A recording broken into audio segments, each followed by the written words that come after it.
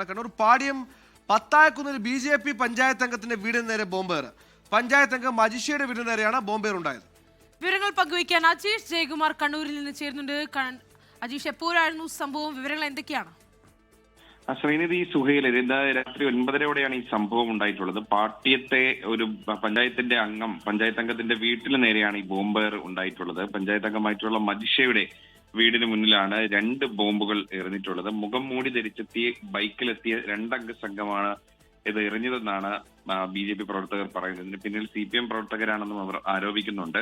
ഈ പ്രദേശത്ത് ഇപ്പോൾ വലിയ പോലീസ് സന്നാഹം തന്നെ നിലയുറപ്പിച്ചിട്ടുണ്ട്. 2 തവണയാണ് ബോംബ് എറിഞ്ഞത്. ഒരു ബോംബ് വീടിന് മുന്നിലെ റോഡിൽ വീണാണ് പൊട്ടിയത്, മറ്റൊന്ന് ഈ പടിക്കലുമാണ് പൊട്ടിയത്. രാവിലെ ഈ NDA സ്ഥാനാർത്ഥി, കൂത്തുറമ്പിലെ NDA സ്ഥാനാർത്ഥി അഡ്വക്കേറ്റ് ഷിജിലാലിന്റെ ഈ സ്ഥാനാർത്ഥി പര്യടനത്തിനിടെ ചില തർക്കങ്ങൾ ഉണ്ടായിരുന്നു CPM പ്രവർത്തകരുമായി. അതിന് പിന്നാലെയാണ് ഇപ്പോൾ ഈ ബോംബേർ ഉണ്ടായിട്ടുള്ളത്. ഈ പിന്നിൽ CPM പ്രവർത്തകരെന്നാണ് BJP ആരോപിക്കുന്നത്. എന്തായാലും കതിരൂർ പോലീസ് സ്ഥലത്തെത്തി അന്വേഷണം ആരംഭിച്ചിട്ടുണ്ട്.